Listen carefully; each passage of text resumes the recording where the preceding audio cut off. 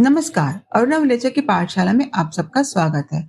आइए आज हम कक्षा 10वीं स्पर्श भाग 2 का पाठ 11 तीसरी कसम के शिल्पकार पाठ के पाठ्य पुस्तक पर आधारित प्रश्नोत्तर पर चर्चा करें। बच्चे, इस पाठ को हम लोगों ने पीछे पढ़ लिया था पिछली वाली वीडियो में, आपको याद होगा। प्रहलाद अग्रवाल द्वारा रचा गया है इस पाठ को। और प्रहलाद अग्रवाल कौन है? जो अच्छे लेखक रहे हैं और जिन्होंने फिल्मों के बारे में बहुत कुछ लिखा है। फिल्मों के बारे में, उनके अभिनय के बारे में और अभिनय करने वाले पात्रों के बारे में बहुत कुछ उन्होंने किताबें लिखी हैं। तो इसकी जो फिल्म बनी है तीसरी कसम, इसको बनाने वाले कौन है? शैलेंद्र है। शैलेंद्र कौन थे खुद? वो एक कवि भी रहे हैं और गीतकार भी रहे हैं। उन्होंने बहुत सारे फिल्मी गीत लिखे हैं। कई सालों से वो फिल्मों से जुड़े रहे हैं। तो जो इन्होंने फिल्म बनाई है तीसरी कसम, वास्तव में ये जो है सर्वेश्वर दयाल सक्सेना का एक प्रसिद्ध उपन्यास था, मारेगी गुलफाम। उसके आधार पर उन्होंने इस फिल्म पर को लिखा था, बनाया था। यानी उसकी मूल कथा वही ली गई है, मारेगी गुलफाम है, और उस पर जो है इस फिल्म को बनाया गया।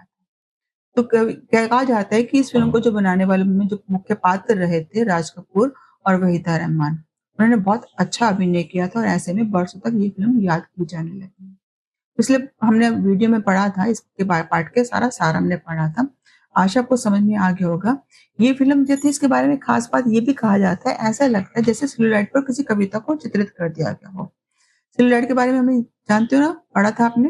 अगर आपको इसका अर्थ पता है तो आप जरा लिखो जरा इसमें क्या था? मुझे पता लग जाएगा। सेलुलॉइड वास्तव में एक पट्टी सी रहती है प्लास्टिक वाली, है ना? है? जैसे टेप रहती है आपकी टेप रिकॉर्डर की। तो उस पर इसको चित्रित किया गया था क्योंकि फ़िल्म ऐसा लगता था जैसे कोई कविता सी हो। भावों से भरी हुई थी, अभिनय से भरी हुई थी, बहुत अधिक रोचक, भावुक थी। क्यों? क्योंकि खुद शैलेंद्र भी जो थे बहुत अधिक भावुक, आदर्शवादी कवि रहे हैं। तो धन का लालच तो था नहीं, यश का लालच भी नहीं था, केवल आत्मसंतुष्टि के लिए उन्होंने ये वाली फ़िल्म बनाई थी। और ये फ़िल्म उस समय तो वितरक भी नहीं मिले थे इस फ़िल्म को चलाने के लिए। वितरक पता है, डिस्ट्रीब्यूटर होते हैं, जो फ़िल्मों को आगे बेचते हैं, है ना? तो वितरक भी बड़े नहीं मिले थे। लेकिन खास बात ये, इस फ़िल्म को पुरस्कार मिले थे, राष्ट्रपति स्वर्ण पदक भी मिला था। मॉस्को फ़िल्म फेस्टिवल में भी तो इसको बहुत सम्मानित किया गया था, वहाँ भी इसको प्रतिष्ठा मिली थी। तो फ़िल्म जो है बहुत अच्छी थी। आप लोगों ने पाठ इसके बारे में पढ़ लिया है, समझ लिया है। तो आओ जरा हम आज इस पाठ के प्रश्नोत्तर पर चर्चा करते हैं। तो चलिए आरंभ करते हैं। मौखिक प्रश्नोत्तर पर थोड़ा चर्चा कर लेते हैं। 1-2 पंक्तियों में इनके उत्तर देने होते हैं। तो पहला प्रश्न आता है, तीसरी कसम फ़िल्म को कौन-कौन से पुरस्कारों से सम्मानित किया गया? तो पाठ में हमने कई बार बीच में चर्चा की थी ना। तीसरी कसम फ़िल्म को निम्नलिखित पुरस्कारों से सम्मानित किया गया। एक तो राष्ट्रपति स्वर्ण पदक, दूसरा बंगाल फ़िल्म जर्नलिस्ट एसोसिएशन का सर्वश्रेष्ठ फ़िल्म पुरस्कार और मॉस्को फ़िल्म फेस्टिवल पुरस्कार। प्रश्न तो आता है, सुरेंद्र ने कितनी फ़िल्में बनाई हैं? स्पष्ट है, सुरेंद्र ने केवल एक ही फ़िल्म बनाई थी। तीसरी कसम, ये उनकी पहली और आखिरी फ़िल्म थी। उन्होंने को क्योंकि वो ये तो गीतकार वो रहे हैं, कवि रहे हैं, फ़िल्म निर्माता तो थे ही नहीं। लेकिन कहानी ही ऐसी थी, रोचक प्रसंग था जिस पे उनका मन करता था कि इस पे फ़िल्म बननी चाहिए। तो आम लोग तो ऐसी फ़िल्म घटनाओं को फ़िल्मों में देते ही नहीं हैं, क्योंकि उनको पता है फ़िल्में चलती नहीं हैं या वितरक नहीं मिलते हैं। लेकिन शैलेंद्र चाहते थे कि ये फ़िल्म बननी चाहिए, लोगों तक पहुँचनी चाहिए, तो इसलिए उन्होंने उस फ़िल्म को बनाया था। यानी मारे गए गुलफ़ाम जो उपन्यास था, उसको आधार बना के उन्होंने फ़िल्म बनाया। तो बनाई एक ही फ़िल्म बनाई थी, ये पहली और उनकी आखिरी फ़िल्म थी। राजकुमार द्वारा निर्देशित कुछ फ़िल्मों के नाम बताइए। अब राजकुमार बहुत सारी फ़िल्मों को डायरेक्ट भी करते थे, निर्देशित भी करते थे। अभिनय भी उन्होंने फ़िल्मों में किया है। तो उनकी फ़िल्में कौन-कौन सी बनी है जिनको उन्होंने अभिनय भी किया है और निर्देशित उनको किया है? जागते रहो एक तो, आवारा और मेरा नाम जोकर, जिस देश में गंगा बहती है, सत्यम शिवम सुंदरम, बॉबी, ऐसी बहुत सारी फ़िल्में हैं जिन्होंने इस पर अभिनय किया है। प्रश्न 4 आता है, तीसरी कसम फ़िल्म के नायक व नायिकाओं के नाम बताइए। फ़िल्म में इन्होंने किन पात्रों का अभिनय किया था? तो स्पष्ट है, तीसरी कसम फ़िल्म के जो नायक और नायिका हैं। नायक कौन है? राज कपूर है। इन्होंने किसका अभिनय किया था? गाड़ीवान हीरामन का। जो गाड़ी चलाने वाले होते हैं, हीरामन का अभिनय किया था। और इसकी जो नायिका है वो वहीदा रहमान है। और वहीदा रहमान कौन थी? नौटंकी थी। नाटक में अभिनय करने वाली, जो मंच पे आके नाटक करते, जगह-जगह अभिनय करते। तो नौटंकी नर्तकी थी जो हीराबाई थे, उसका अभिनय किया। प्रश्न 5 आता है, तीसरी कसम फ़िल्म का निर्माण किसने किया था? तो तीसरी कसम फ़िल्म का निर्माण करने वाले कौन हैं? गीतकार शैलेंद्र हैं। उन्होंने इस फ़िल्म का निर्माण किया था। याद रखना, फ़िल्म का निर्माण करने वाले कौन थे? शैलेंद्र थे। और इस पाठ को लिखने वाले कौन हैं? पाठ को लिखने वाले पता है कौन है? प्रहलाद अग्रवाल। ये इस पाठ के रचनाकार हैं। और जो फ़िल्म बनी थी तीसरी कसम, उसको बनाने वाले शैलेंद्र थे। दोनों नाम आपको याद रखने हैं। प्रश्न 6 आता है, राज कपूर ने मेरा नाम जोकर के निर्माण के समय किस बात की कल्पना नहीं की थी? जिस समय संगम उनकी 60 के दशक में संगम पिक्चर आई थी, बहुत अधिक प्रसिद्ध हो गई थी। खूब उनको यश मिला था, तब उन्होंने एक साथ कई फ़िल्मों का निर्माण करने की घोषणा कर दी थी। तो उसमें जो उनकी जो ये फ़िल्म थी मेरा नाम जोकर, इसको बनाने के समय क्या कल्पना नहीं की थी। उन्होंने कभी सोचा ही नहीं था कि इसको बनाने में इतना समय लग जाएगा। इस फ़िल्म का कोई एक भाग ऐसा था जिसको बनाने में 6 वर्षों का समय लग गया था। कभी सोचा भी नहीं था कि इतना समय लग जाएगा किसी एक फ़िल्म को बनाने के, वो भी किसी एक खास भाग को। अब आता है प्रश्न 7, राजकुमार की किस बात पर शैलेंद्र का चेहरा मुरझा गया? अब राजकपूर है कौन? शैलेंद्र के मित्र भी रहे हैं, उनके साथ सहयोगी भी रहे हैं। अब जब शैलेंद्र ने उनको इस कहानी का स्क्रिप्ट सुनाई थी, है ना? पटकथा सुनाई जाती है पहले कि आप इसमें अभिनय करना चाहते थे, देखिए हमारी पटकथा ये कि आप इसमें अभिनय करेंगे कि नहीं करेंगे? अब राजकुमार को उसकी पटकथा बहुत पसंद आई थी, तो अभिनय करने के लिए तैयार हो गए थे। लेकिन उन्होंने क्या शर्त रखी थी? उन्होंने कहा था कि मुझे जो है इसका पारिश्रमिक यानी जो मेहनताना है, मुझे एडवांस में चाहिए। जब उन्होंने ये शर्त रखी तो बेचारे शैलेंद्र का चेहरा मुरझा गया। कि कैसा है ये? इतना गहरा मित्र होने के बाद भी जो है वो क्या कर रहा है फ़िल्म बनाने से पहले उसका मेहनताना पहले से ही माँग रहा है। हालाँकि कोई ऐसा करता नहीं है, काम करने के बाद पैसे मिलते हैं, लेकिन ये एक ऐसा मित्र है कि पहले से ही एडवांस में मेहनताना माँग रहा है। तो उन पर वो उनका चेहरा मुरझा गया था। तो क्या सच में उन्होंने मेहनताना माँगा था और कितना माँगा था? ज़रा चैट में लिखना। चलिए प्रश्न नंबर 8 आता है, फ़िल्म समीक्षक राज कपूर को किस तरह का कलाकार मानते हैं? अब जो फ़िल्म के समीक्षक होते हैं, जो फ़िल्मों के बारे में जानते परखते हैं, फ़िल्म कैसी है, अभिनय करने वाले कैसे हैं, उन पर जो चर्चा करने वाले होते हैं, तो फ़िल्म समीक्षक राज कपूर को क्या कहते थे कि आँखों से बात करने वाला कलाकार है। यानी इसकी आँखें बहुत बोलती हैं, आँखें कुछ कहती हैं। कभी-कभी किसी की आँखें इतनी आकर्षक होती हैं, लगता है जो बहुत सारे भावों को व्यक्त करने वाली हों। तो ये भावप्रवण कलाकार थे, यानी भावों को अभिव्यक्त करने वाले कलाकार थे। बहुत सारे भावों को तो आँखों के माध्यम से ही व्यक्त कर देते थे। चलिए अब आते हैं लिखित प्रश्न उत्तर में। अब ये जो प्रश्न है, इनको अपने 25 से 30 शब्दों में इनका उत्तर देना होता है। हालाँकि कभी-कभी हम उत्तर विस्तार से दे देते हैं, लेकिन आपका प्रयास ये होना चाहिए कि आप जो इन प्रश्नों को पढ़ो, उनको समझो और फिर जो आपके मन में आते हैं भाव, आप उनको लिखो। आप ज्यों का त्यों जो है नहीं लिखेंगे। प्रश्नों को समझा करो और फिर अपने शब्दों में उत्तर लिखने का प्रयास करो। जब आप ऐसा करोगे तो परीक्षा में आप बहुत अच्छे उत्तर लिख पाओगे। अगर आप कॉपी में देख कर एज़ इट इज़ उत्तर लिखते चले जाओगे, तो आपको समझ ही नहीं आएगा क्या हुआ, क्या नहीं हुआ। ऐसा अपने काम करना नहीं है। अपने प्रत्येक उत्तर को समझना है। देखिए इसमें पहला आता है अब यहाँ पर, तीसरी कसम फ़िल्म को सेलुलॉइड पर लिखी कविता क्यों कहा गया? अब सेलुलॉइड का आप अर्थ जानते हो? अगर जानते हो तो चैट पे लिख देना। नीचे कमेंट में।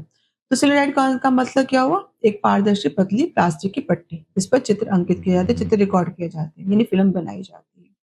तो तीसरी कसम को जो सेलुलॉइड पे कविता इसलिए कहा गया है कि सेलुलॉइड हालाँकि कैमरे की रील है जिस पे चित्र उभारे जाती है, जबकि कविता की अवधि कागज़ पे लिखी जाती है। लेकिन ये फ़िल्म जो थी कविता जैसी संवेदना और भावुकता को लिए हुए थी। इस फ़िल्म में क्या था जैसे कविता जैसा प्रभाव प्रकट करती है। और फ़िल्म को देखते समय लगता था जैसे कविता ही जीवंत रूप में सामने आ गई है। जैसे कविता को हम जी रहे हैं, देख रहे हैं, भोग रहे हैं। कविता जैसी अनुभूति होती थी। तो ये फ़िल्म जो थी ये कविता के समान फ़िल्म। प्रश्न 2 आता है, तीसरी कसम फ़िल्म को खरीदार क्यों नहीं मिल पा रहे थे? डिस्ट्रीब्यूटर जो होते हैं, वितरक तो क्यों नहीं मिल पा रहे थे? तो कहते हैं कि जो तीसरी कसम फ़िल्म थी इसको खरीदार इसलिए नहीं मिल पा रहे थे क्योंकि इसमें कोई सामान्य मसाला या मनोरंजन वाला ये फ़िल्म नहीं थी। लीक से हटकर ये फ़िल्म बनी हुई थी। इसमें लटके-झटके नहीं थे। ऐसे तत्व भी नहीं थे जो तत्काल लाभ पहुँचा सकें। जो वितरक होते हैं वो वास्तव में लाभ-हानि का ध्यान में को रखकर ही फ़िल्म को खरीदते हैं। इसमें तुरंत कोई फ़ायदा मिलने वाला नहीं दिखाई दे रहा था हमको, त्वरित मुनाफ़ा नहीं दिखाई दे रहा था, यानी तुरंत लाभ दिखाई नहीं दे रहा था। कारण ये है कि ये फ़िल्म जो थी शुद्ध साहित्यिक फ़िल्म थी। इसमें करुणा, संवेदना और मानवीय भावनाएँ बहुत रची-बसी थी। ऐसे में जो थे जो फ़िल्म के जो किरदार होते हैं, उनको ये समझ ही नहीं आ रहे थे। ये भावनात्मक पक्ष, ये कलात्मक पक्ष उनकी समझ से बाहर थे। वो वास्तव में करुणा और संवेदना को पैसों से तोल रहे थे। वो उस जोखिम को उठाने को तैयार नहीं थे। उन्हें लगता था ये फ़िल्म वास्तव में घाटे का सौदा है, तो इसलिए वो उनको खरीदने में कोई रुचि नहीं दिखा रहे थे। और कारण ये था कि जब फ़िल्म रिलीज़ हुई और कब आई, कब चली थी, लोगों को पता ही नहीं लगा। बहुत कम लोग इस समय जान पाए थे कि फ़िल्म पर्दे पर आई थी। प्रश्न 3 आता है, शैलेंद्र के अनुसार कलाकार का कर्तव्य क्या होता है? शैलेंद्र जो वो ये मानते हैं जो कलाकार है उसका ये कर्तव्य, उसका ये फर्ज़ बनता है कि जो उपभोक्ता हैं, उनकी रुचियों का परिष्कार करें। यानी उनकी रुचियों को शुद्ध करें, अच्छा बनाएँ, उनका अच्छी तरफ उनका डाइवर्ट करें, उनका ध्यान दूसरी अच्छी बातों में ले जाएँ। व्यर्थ के मनोरंजन, उतलापन, सस्ती पब्लिसिटी जिसे हम बोल देते हैं, वो नहीं होनी चाहिए। वो कहते हैं दर्शकों का नाम लेके ऐसे जो है मनोरंजन वाली पिक्चर नहीं बनानी चाहिए जो सस्ती हो। है दिखावा करने वाले। उन्हें चाहे उनका वो ये कर्तव्य बनता है कि जो कलाकार है, उनकी रुचि को सही दिशा दिखाए, उनकी रुचि को सुधारे। ये कलाकार का दायित्व बनता है। झूठे अभिजात्य वर्ग पर वो ध्यान नहीं देना चाहते थे, यानी उच्च वर्गीय बातों को ध्यान नहीं देना चाहते थे। वो सरल सहज भाषा का प्रयोग करना चाहते थे, सरल भावों को व्यक्त करना चाहते थे, आम लोगों का जो जीवन है उसको चित्रित करना चाहते थे। वो ये मानते थे कलाकार का उद्देश्य केवल मनोरंजन नहीं होना चाहिए, बल्कि उस कला को जो देखने वाले समाज के जो लोग हैं, उनकी रुचियाँ अच्छी बने, सुदृढ़ बने, मानवीय मूल्य उनके दृढ़ हो, उनकी अच्छी सोच बने। तो दर्शकों को अच्छी सोच के लिए प्रेरित करना ये कर्तव्य मानते थे कला। प्रश्न 4 है, फिल्मों में त्रास स्थितियों का चित्रांकन ग्लोरीफाई क्यों कर दिया जाता है? ग्लोरीफाई यानी महिमा मंडित कर दिया जाए, किसी को बहुत अधिक बखान कर दिया जाए, बहुत अधिक पॉलिश कर दिया जाता है, चमका दिया जाता है किसी चीज को। तो फिल्मों में जो त्रास होते हैं, त्रास यानी दुखद घटनाएं होती हैं, उनका चित्रांकन इसलिए ग्लोरीफाई कर दिया जाता है, महिमा मंडित कर दिया जाता है, ताकि दर्शकों का भावनात्मक शोषण किया जा सके। दर्शकों को इतना डुबो दिया जाए उस घटना के अंदर। इसमें दुःख का ऐसा मार्मिक चित्र प्रस्तुत किया जाता है कि दर्शक विचलित हो जाते हैं। तो ये चित्रण कभी-कभी वास्तविक ज़िंदगी से बहुत दूर हो जाता है। ऐसे दृश्य वास्तव में दर्शकों की भावनाओं का शोषण करते हैं। इसमें क्योंकि वास्तविकता को बढ़ा-चढ़ा कर दिखाया जाता है। ये दृश्य दर्शकों को आकर्षित करते हैं और उन्हें फ़िल्म देखने के लिए मजबूर कर देते हैं। इससे फ़िल्में ज़्यादा बिकती हैं। जबकि तीसरी कसम में ऐसी कोई घटना नहीं थी। अगला प्रश्न आता है, सुरेंद्र ने राजकुमार की भावनाओं को शब्द दिए। इस कथन से आप क्या समझते हैं? अब ये कथन बिल्कुल सही है, पूर्णतः स्पष्ट है कि शैलेंद्र ने राजकपूर की भावनाओं को शब्द दिए।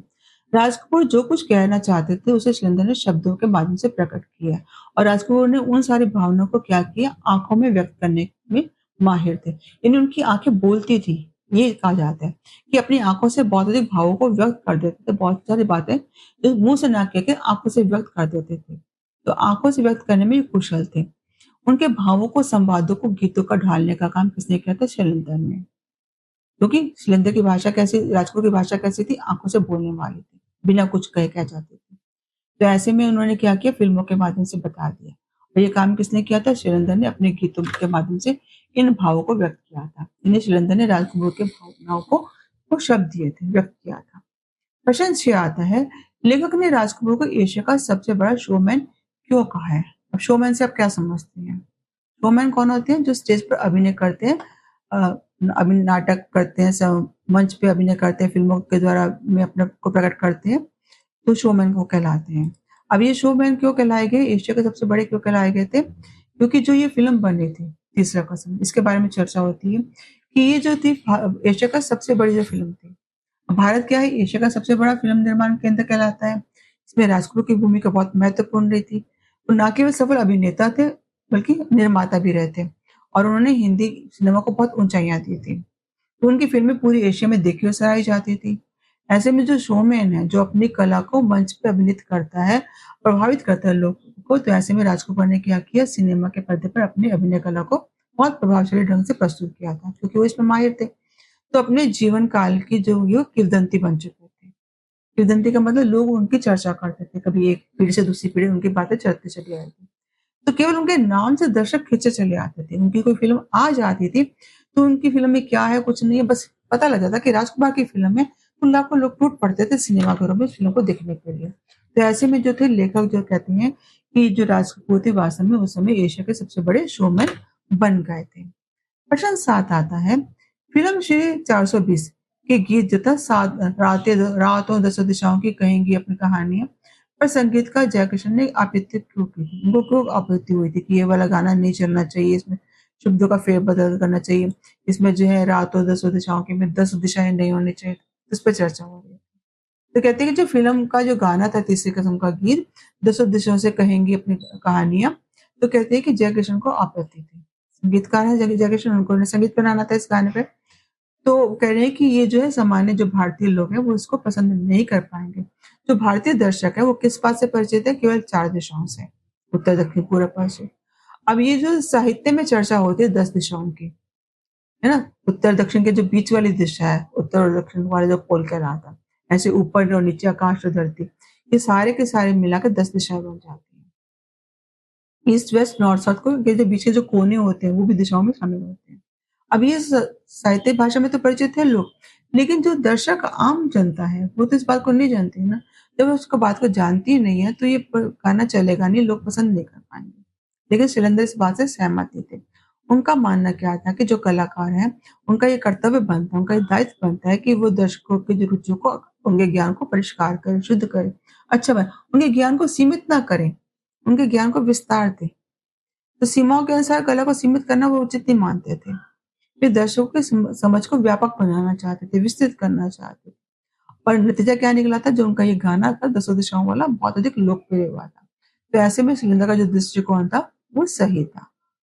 आगे आते हैं लिखित प्रश्न उत्तर हैं और इनका थोड़ा उत्तर विस्तार से होता है, 50 से 60 शब्दों में आ जाता है। इसमें पहला प्रश्न आता है कि राज कपूर द्वारा जो फ़िल्म थी, उसकी असफलता के खतरों से आगाह करते हुए भी सुरेंद्र ने फ़िल्म क्यों बनाई थी? हालाँकि राजकुमार जो फ़िल्में करने वाले थे, अभिनय करने वाले थे, वो फ़िल्मों के बारे में बहुत कुछ जानते थे। वो जानते थे कि ये फ़िल्म जो है असफल हो सकती है, लोगों द्वारा पसंद नहीं की जाएगी। ये आम फ़िल्म नहीं है, जो बहुत लटके-झटके होते हैं, दिखावा बहुत होता है, खूब बढ़ा-चढ़ा कर बातों को दिखाया जाता है, मिर्च मसाला बहुत डाले जाते हैं। तो ये फ़िल्म क्यों बनाई? अभी हम इस पे चर्चा करते हैं कि जो राजकुमार है, वो तो बड़े अनुभवी थे, फ़िल्म निर्माता थे, निर्देशक भी रहे थे। फ़िल्मों के सारे खतरों के बारे में जानते थे। उनको पता था कौन-सी फ़िल्में ज़्यादा चलती है, कौन-सी फ़िल्में नहीं चलती, लोग किसको फ़िल्म पसंद करते हैं। तो ऐसे में उन्होंने जो था तीसरी कसम बना के समझो प्रकट जो हितैषी थे, उन्होंने शैलेंद्र को बताया क्योंकि शैलेंद्र के हितैषी थे, उनके मित्र थे, अच्छे कह रहे थे। तो बता दिया, उनको आगाह कर दिया था कि ये जो फ़िल्म है वो असफल हो सकती है। असफलता के खतरे से उनको परिचित करा दिया था। ये उनका फ़र्ज़ भी था कि हाँ, फ़िल्म चलेगी या नहीं चलेगी, उनको मैं समझा तो दूँ। तो उन्होंने क्या किया था, शैलेंद्र को समझा दिया था। इस उन्होंने ये भी कहा था कि जो बड़े-बड़े फ़िल्म निर्माता होते हैं, वो भी इस तरह की फ़िल्में नहीं बनाते हैं। बहुत सूझबूझ वाले चक्कर खा जाते हैं, तुम्हें ऐसी फ़िल्म नहीं बनानी चाहिए। लेकिन इस सब के बावजूद भी शैलेंद्र ने इस फ़िल्म का निर्माण किया था। कारण ये था कि जो शैलेंद्र है, वो धन-दौलत पाना नहीं चाहते थे, यश की कामना भी नहीं करते थे। उनको लाभ-हानि की परवाह नहीं थी। केवल आत्म-संतुष्टि के लिए, खुद के सुख के लिए वो फ़िल्म बनाना चाहते हैं।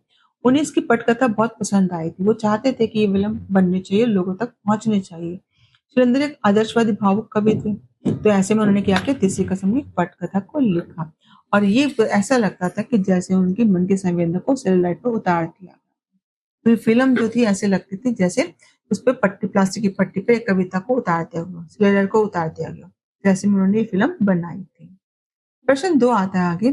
तीसरी कसम में राज कपूर का महिमामय व्यक्तित्व किस तरह से हीरामन की आत्मा में उतर गया था?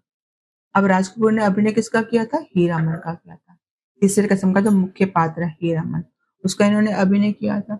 तो उनका व्यक्तित्व किस तरह से पूरी तरह से उतर गया था। तीसरी कसम फ़िल्म में जो राज कपूर का महिमामय व्यक्तित्व था, वो हीरामन की आत्मा में लगता उतर गया था। आशय ये है कि दोनों एकाकार हो गए थे। राज कपूर को देख के लगता था जैसे हीरामन ही हो। हीरामन को देखते समय लगता ही नहीं था कि ये राज कपूर है। अभिनय करते समय उसमें पूरी तरह से खो गए थे। बिल्कुल भिन्नता प्रतीत ही नहीं होती थी। हम फ़िल्म देखते समय हम ये नहीं देखते थे कि ये राज कपूर है। लगता ही नहीं था कि ये राज कपूर है। लगता था कि वास्तव में हम खुद हीरामन से ही मिल रहे हैं, उसी को भी देख रहे हैं। इन्होंने हीरामन के व्यक्तित्व को पूरी तरह आत्मसात कर लिया था, अपने में उतार लिया था और अपना राज कपूर वाला जो व्यक्तित्व पीछे कहीं छोड़ दिया था। हमें देखकर लगता था कि वास्तव में सच में ये कोई बुच गाड़ीवान है, खालिस देहाती गाड़ीवान ही है। क्योंकि राज कपूर ने क्या किया था, हीरामन के सारे भावों को अपना लिया था। उनके भोलेपन को, हीराबाई के साथ जो अपनापन था, वो उपेक्षा के जो भाव थे, अपने आप से जूझना, बहुत सारे दृश्य घटनाएँ ऐसी थी, उनको इतना बखूबी से उतार दिया था। ऐसे लगता था कि जो केवल दिल की जुबान नहीं समझता, दिल की जुबान समझता, दिमाग की नहीं समझता। तो पूरी तरह से उनके भावों को इन्होंने आत्मसात कर लिया था। तो इसलिए जो कहते हैं कि जो तीसरी कसम में जो राज कपूर का जो अभिनय था, जो महिमामय व्यक्तित्व था, वास्तव में हीरामन की आत्मा में उतर गया था। यानी हीरामन और वो एकाकार हो गए थे। दोनों में भिन्नता ही नहीं रही थी, दोनों एक हो गए थे। हम देखें तो हमें लगता था राज कपूर को नहीं देख रहे, हम हीरामन को ही देख रहे हैं। दीर्घ का प्रश्न 3 आता है, लेखक ने ऐसा क्यों लिखा है कि तीसरी कसम में साहित्य रचना के साथ शत-प्रतिशत न्याय किया है? साहित्य की जो रचनाएँ होती हैं, शुद्ध साहित्यिक होती हैं, अक्सर जो फ़िल्म निर्माता इस पे फ़िल्में नहीं बनाते हैं, क्योंकि उनको लगता है कि ये वास्तव में लोगों द्वारा पसंद नहीं की जाएगी। लेखक ने ऐसा इसलिए कहा है कि जो तीसरी कसम थी, वो एक शुद्ध साहित्यिक फ़िल्म तो थी, लेकिन इस फ़िल्म के जो रचनाकार, जो फ़िल्म को रचनाकार है शैलेंद्र, उन्होंने जो था फणीश्वरनाथ रेणु की मूल कथा को जो का त्यों प्रकट किया है। इस फ़िल्म की कहानी तो जो थी विश्वनाथ रेणु की है ही सी, लेकिन इसकी जो पटकथा लिखी गई, संवाद लिखी वो भी स्वयं रेणु ने ही लिखा था। विश्वनाथ रेणु ने संवाद, उपन्यास भी उन्होंने लिखा था और इसके संवाद को भी जो था स्वयं उन्होंने ही लिखा था। तो सामान्यतः क्या होता है कि जो साहित्य रचना बनाते हैं तो उसमें बहुत सारे परिवर्तन कर दिए जाते हैं। कभी-कभी तो मूल रचना की अपनी आत्मा ही मर जाती है। जो मूल घटना कहानी होती है बिल्कुल अलग हट के उसमें फ़िल्म बन जाती है। बहुत सारे भाव उसमें होते ही नहीं है, जो उपन्यास में कहीं घटनाओं में कहानी में होते हैं वो होते ही नहीं है। बहुत कुछ अलग उसका वर्णन कर दिया जाता है। लेकिन तीसरी कसम में फिर दर्शकों के लिए किसी भी तरह की काल्पनिक घटनाओं को नहीं लिया गया। ना ही मनोरंजन को ज़बरदस्ती में ठूसा गया, भरा गया था। जो घटनाएँ थी उनको जो का त्यों किया गया था। तो ऐसे में कहा जाता है कि तीसरी कसम ने साहित्य रचना के साथ शत-प्रतिशत न्याय किया, पूर्णतः उसी रूप में प्रकट किया जैसे कि वो मूल कहानी थी।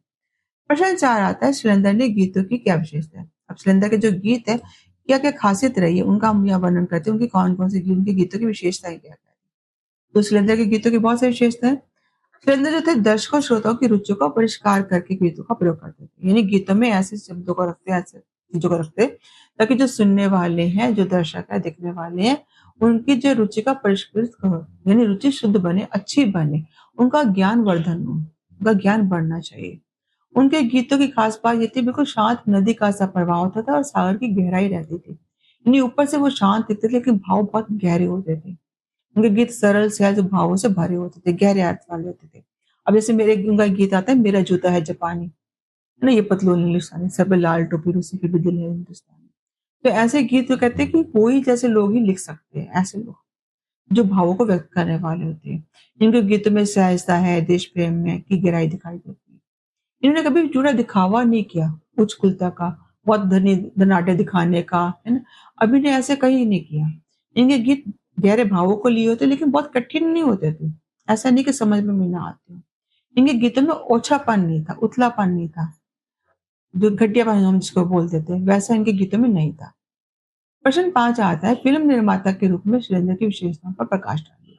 अब शैलेंद्र जो इनके क्या विशेषता है, खुद की विशेषता इनकी क्या है? कैसे हैं? इनका व्यक्तित्व कैसा है?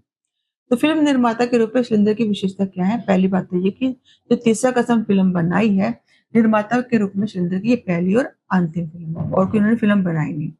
दूसरा आता है कि फ़िल्म निर्माण करते समय उनके मन में ये कहीं लालच नहीं था कि वो धन कमाना है या यश पाना है। वो फ़िल्म का निर्माण किस लिए करना चाहते थे? केवल आत्मतुष्टि के लिए, खुद को संतोष देने के लिए। हालाँकि वो फ़िल्म निर्माण के खतरों से परिचित थे, लेकिन तो भी उन्होंने साहित्यिक फ़िल्म बनाने का निर्णय लिया था। सिद्धांतवादी होने के कारण उन्होंने इस फ़िल्म में कोई परिवर्तन नहीं किया। यानी जैसा मूल कथा थी उनको जो का त्यों प्रकट किया। दूसरा वो संवेदनशील कवि थे, भावों को व्यक्त करने के पक्षपाती थे, समर्थक थे। उन्होंने ज़िंदगी के वास्तविक रूप के दर्शन कराए हैं। तो उनकी जो फ़िल्म है सीधे-साधे व्यक्तित्व की जो छाप छोड़ती है किरदार किसकी? हीरामन की, बिल्कुल स्पष्ट लगती है। अब सीधा-साधा उनका खुद का व्यक्तित्व सीधा-साधा था और उसी को उन्होंने अभिनय में लिया और उस किरदार को लिया हीरामन को, जो बिल्कुल स्पष्ट झलकता था। अब प्रश्न 6 आता है, सुरेंद्र के निजी जीवन की छाप उनकी फ़िल्म में झलकती कैसे? पिछले वाले प्रश्न में हमने पढ़ा ना, लास्ट हमने पॉइंट एक पढ़ा था कि उनका सीधा-साधा व्यक्तित्व की छाप जो है फ़िल्म में दिखाई देती है, किसके रूप में? हीरामन के रूप में। तो स्पष्ट कीजिए कैसी है? सुरेंद्र का जो निजी जीवन है, वो बिल्कुल भी सरल है, बहुत अधिक सरल, शांत है। उनका स्वभाव, उनका व्यक्तित्व बिल्कुल इस फ़िल्म में जो कहते हैं स्पष्ट होता है। उनका निजी जीवन भी बिल्कुल शांत नदी की तरह प्रवाहमान है, समुद्र की से गहराई है, सरल स्वभाव के, व्यावसायिकता से दूर है, सिद्धांतवादी हैं और ये विशेषता उनके उस किरदार में हीरामन में स्पष्ट दिखाई देती है। तीसरी कसम का फ़िल्म में जो उन्होंने अपने रिलीजन को स्पष्ट कर दिया है। उसमें कहीं भी बनावटीपन नहीं है, झूठे अभिजात्य को नहीं प्रकार कुछ व्यर्थ की बातों को झलक नहीं दी, खुद उनका अपना व्यक्तित्व है। सिनेमा की कहीं चकाचौंध नहीं है, यश नहीं है, धन लाभ का नहीं है, धन की लिप्सा नहीं है ना? धन को कमाने की नहीं। जो ज़िंदगी उनकी अपनी है, वही ज़िंदगी उनकी यहाँ उनकी फ़िल्म में प्रकट होती है। उनके गीतों में भी उनके ऐसे ही भाव प्रकट होते हैं। प्रश्न 7 आता है, लेखक के इस कथन से कि तीसरी कसम फ़िल्म कोई सच्चा कवि हृदय बना सकता था। आप कहाँ तक सहमत हैं? स्पष्ट कीजिए। यह मतलब हुआ कि जो फ़िल्म बनी है तीसरा कसम, उसको बनाने वाला कोई ऐसा व्यक्ति होना चाहिए जिसका हृदय कवि जैसा कोमल हो, संवेदनशील हो। तो क्या आप इस बात से सहमत हैं? तो हम कहेंगे कि हाँ, हम इस कथन से पूरी तरह सहमत हैं। जो तीसरी कसम फ़िल्म जो बनी है, उसको बनाने वाला जो कवि रहा है, वो वास्तव में संवेदनशील है और कवि शैलेंद्र हैं, गीतकार भी हैं वो। उन्होंने इस फ़िल्म का निर्माण किया। तो ये फ़िल्म है ही ऐसी, अनुभूतियों से भरी हुई है, कोमल संवेदनाओं से भरी हुई है, भावों से भरी हुई है। तो इसको बनाने वाला ऐसा व्यक्ति ही होना चाहिए था, जिसका खुद का हृदय कोमल हो, भावनाओं से युक्त हो। तो शैलेंद्र कवि हैं, है ना? गीतकार हैं। उनका हृदय कैसे है? संवेदनाओं से भरा हुआ है, अनुभूतियों से भरा हुआ है। तो आम को व्यक्ति ऐसे को इस तरह का फ़िल्म बना ही नहीं सकता था। भावनाओं की गहराई से भरे हुए अभिव्यक्ति करने में समर्थ रहते हैं। तो तीसरी कसम जैसे संवेदनशील और भावात्मक अनुभूति देने वाली फिल्म वही बना सकता था जो इन सभी भावनाओं से ओतप्रोत हो। और क्या कहते हैं, जो शैलेंद्र है वो इस काम में दक्ष है, निपुण है। दक्ष का मतलब होता है निपुण है। किसमें निपुण है वो? संवेदनशील भावनाओं को व्यक्त करने में। अतः हम कह सकते हैं कि ये फिल्म वो ही बना सकते थे और वो इस फिल्म को बनाने में सफल भी हुए हैं। अब आते हैं आशय स्पष्ट करना। यहाँ आशय स्पष्ट में आता है, एक पंक्ति है, तीसरी कसम के शिल्पकार शैलेंद्र तो एक आदर्शवादी भावुक कवि था, जिसे अपार संपत्ति या यश तक की इतनी कामना नहीं थी जितनी आत्मसंतुष्टि के सुख की अभिलाषा थी। यानी जो तीसरी कसम फिल्म को बनाने वाले शैलेंद्र कवि रहे हैं, वो कैसे भावुक हैं। उन्हें ना तो संपत्ति चाहिए ना ही यश चाहिए, उन्हें क्या चाहिए? आत्मसंतुष्टि। तो इस कथन का आशय ये हुआ कि जो तीसरी कसम के शिल्पकार हैं, यानी तीसरी कसम को जो बनाने वाले हैं, शैलेंद्र है कैसे? मूलतः आदर्शवादी भी है, भावुक है। उनके जीवन का उद्देश्य क्या है? ना तो धन चाहते हैं, ना वैभव चाहते हैं, ना ही वो यश अर्जित करना चाहते थे। वे भौतिक सुख सफलता की बजाय आत्मिक संतोष पाना चाहते थे और इसके लिए सृजन का सुख अपने विचारों, संवेदनाओं और ईमानदारी से व्यक्त करना ही उनकी सबसे बड़ी उपलब्धि थी। यानी जो भाव उन्होंने व्यक्त किए ईमानदारी से किए, कैसे? संवेदनशीलता के। तो कलाकार थे तो अपनी अंतरात्मा की आवाज पर चलते थे, समझौता करना वो नहीं चाहते थे। कला को इस उद्देश्य से नहीं कि लाभ कमाना चाहते थे। और जो उनकी फिल्म बनी तीसरी कसम संवेदनशील है और मूल्यनिष्ठ कभी बनी है। आर्थिक चाहे इनको हानि भी उठानी पड़ी थी क्योंकि इसके लिए जो डिस्ट्रीब्यूटर नहीं मिले थे, जो वितरक होते इसको मिले नहीं थे। फिल्म जल्द ही आई और चली भी गई थी। फिल्म पर कोई कमाई भी नहीं उनको हुई थी। तो इस कथन में शैलेंद्र के व्यक्तित्व की वो इस खास खास विशेषता जो झलकती है कि वे बाहरी सफलता की बजाय आत्मिक संतोष चाहते थे। नैतिक मूल्य को देने वाले वो सच्चे कलाकार थे। आशीष स्पष्ट में दूसरा प्रश्न आता है कि उनका यह दृढ़ मंतव्य था कि दर्शकों की रुचि की आड़ में हमें उथलेपन को उन पर नहीं थोपना चाहिए। कलाकार का यह कर्तव्य भी है कि वे उपभोक्ता की रुचियों का परिष्कार करने का प्रयत्न करें। अब इस कथन का आशय क्या है? जो शैलेंद्र है उनका दृढ़ विश्वास किसमें था कि जो दर्शक हैं उनकी पसंद या मनोरंजन की मांग के नाम पर हमें अपनी कला को स्तरहीन यानी घटिया नहीं बताना, सही नहीं बनाना चाहिए। वो इस विचार के विरोधी थे कि जनता केवल हल्की फुल्की उथली चीजें पसंद करती है। वो कहते हैं कि कलाकार को वास्तव में करना चाहिए, क्या करना चाहिए? उनके विचारों को परिष्कृत करना चाहिए, यानी शुद्ध करना चाहिए। अब शैलेंद्र क्योंकि सच्चे साहित्यकार थे, गीतकार थे, वे ये नहीं कभी नहीं चाहते थे कि दर्शकों और श्रोताओं की उँगली पकड़कर वो चलें। यानी जैसा दर्शक या श्रोता चाहते हैं, अपने विचारों को उसी तरह ढालकर गीत बनाए, फ़िल्म बनाए, नहीं चाहते थे। वे चाहते थे कि जो दर्शक और श्रोता है वास्तव में उनकी उँगली पकड़कर चले, इस बात में विश्वास रखते थे। यानी जो वो दिखाना चाहते हैं, जो वो समझाना चाहते हैं, दर्शक उसको रुचिपूर्वक देखे, सुने, समझे और उन आदर्शों को अपनाएँ। तो वे मानते थे कि कलाकार का दायित्व क्या है कि वो दर्शकों को जो है उनकी वर्तमान रुचि पर ध्यान न देकर अपितु उसकी रुचि को परिष्कृत करे, यानी और शुद्ध करे, सात्विक करे, ज्ञानवर्धक बातों को उन तक पहुंचाए। तो सच्चा जो कलाकार होता है वो समाज को बेहतर सोच, संवेदनशीलता और मूल्यबोध की ओर ले जाता है। इसलिए कला का उद्देश्य केवल उपभोग नहीं है बल्कि बौद्धिक और नैतिक परिष्कार करना होना चाहिए। तो हम इस कथन से सहमत हैं। वो चाहते थे कि जो उपभोक्ता हैं, जो उनको चीज़ों को देखने वाले, समझने वाले हैं, उनका ज्ञानवर्धन होना चाहिए।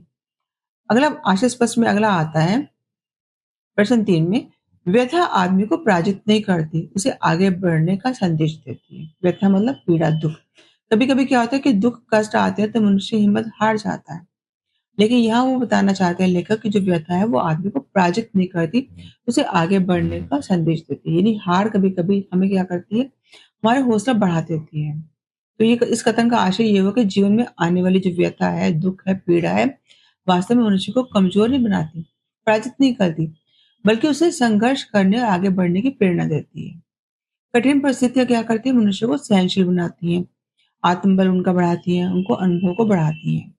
तो दुःख के क्षणों में ही वास्तव में मनुष्य के भीतर जो छिपी शक्ति होती है वो पहचान पाता है, नए रास्ते खोज लेता है।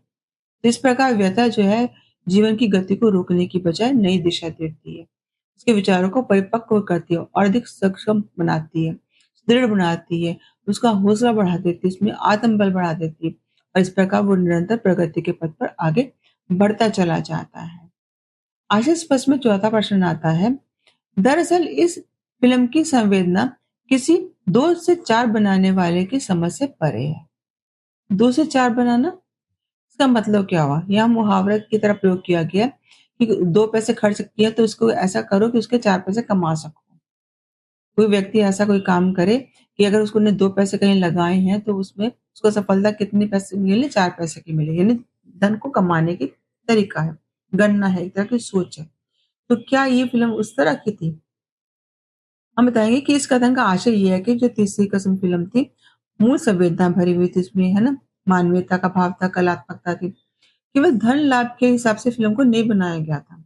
जो फ़िल्म बनाने वाले शैलेंद्र हैं, उन्होंने ये तो कभी सोचा ही नहीं था कि मुझे इस फ़िल्म से जो बहुत पैसा कमाना है। अक्सर लोग क्या करते हैं, जो भी फ़िल्म का निर्माण करने वाले होते हैं, उनके लिए फ़िल्म एक व्यापार का काम करने वाली होती है। वो त्वरित मुनाफ़ा कमाने की सोचते हैं। त्वरित मतलब तत्काल उनको लाभ मिलना चाहिए। इस उद्देश्य से फ़िल्मों का निर्माण करते हैं। लेकिन ये फ़िल्म कैसी थी? करुणा से भरी थी, भावुकता से भरी हुई थी, मानवीय मूल्य से भरी हुई थी। आम वितरक इसको मिले ही नहीं थे। वो इस फ़िल्म को खरीदना ही नहीं चाहते थे। उनको लगता था कि उनकी फ़िल्म चलेगी नहीं, दर्शक पसंद नहीं करेंगे। तो ऐसे में वो इस फ़िल्म को खरीदना ही नहीं चाहते थे। तो ये फ़िल्म उन लोगों के लिए तो बनी ही नहीं, जो 2 से 4 बनाने वाले होते हैं, उनकी समझ से परे थी। क्यों? क्योंकि उन्हें उनको पसंद ही नहीं था। उनको लगता था कि दर्शक उनकी फ़िल्म को खरीदेंगे नहीं, देखेंगे नहीं, आएँगे नहीं। जब कमाई ही नहीं होगी तो फिर वो फ़िल्म को लेकर करेंगे क्या? तो वास्तव में ये फ़िल्म उनकी समझ से परे थी। आशीष बस में अगला आता है, उनके गीत भावपूर्ण थे, ध्रुव नहीं। भाव मतलब भावों से भरे हुए और ध्रुव का मतलब था कठिन, जो समझ में ना आता हो। प्रस्तुत कथन का आशय यह है कि सुरेंद्र के गीत जो थे, सरल हैं, सहज हैं, भावनाओं से भरे हुए हैं। जैसे वो था ना, मेरा जूता है जापानी, है ना? चलत मुसाफिर मोह लिया रे पिंजरे वाली, लाली लाली, ऐसे बहुत सारे गीत हैं, तो संवेदनाओं से भरे हुए हैं। हालाँकि वो कठिन नहीं है, भाषा उनकी कठिन नहीं है, सरल है, सहज है, आम जनजीवन से जुड़ी हुई है। हालाँकि कुछ ज्ञानवर्धक बातें उसमें आ तो गई थी, जैसे 10 दिशाओं वाली बात आती है, जो बाद में बहुत अधिक प्रसिद्ध लोकगीत भी बना था। तो यहाँ जो है बताना चाहते हैं कि जो श्रोता जो होते हैं, उनके गीतों से भावनात्मक रूप से जुड़ जाते थे। तो शैलेंद्र की रचनाओं की खास बात क्या है? वो कृत्रिम यानी बनावटीपन नहीं है। बौद्धिक स्तर की बातें तो हैं, लेकिन ध्रुव नहीं है, यानी बहुत अधिक कठिन नहीं है, जटिल नहीं है। सहजता से समझ में आने वाली थी। तो सच्चे मानवीय अनुभूतियों से युक्त उनके गीत रहते थे। उनके गीत हृदयस्पर्शी थे, हृदय को छूने वाले थे। आम जन लोग जो थे उनको अच्छी तरह से समझ गए थे। इसलिए उनके गीत जो बहुत-बहुत प्रसिद्ध भी हुए थे। तो आशा है आपको इस पाठ के सारे प्रश्न उत्तर समझ में आ गए होंगे। आप इन प्रश्नों को अपने शब्दों में लिखेंगे, जो कहते हो आप नहीं लिखेंगे। हाँ, किसी प्रश्न में कोई कठिनाई हो, दुविधा हो तो आप मुझे अवश्य बताएँगे। आपको मेरा प्रयास कैसा लगा? अवश्य बताना और मेरे चैनल को लाइक करना, शेयर करना, सब्सक्राइब करना। धन्यवाद।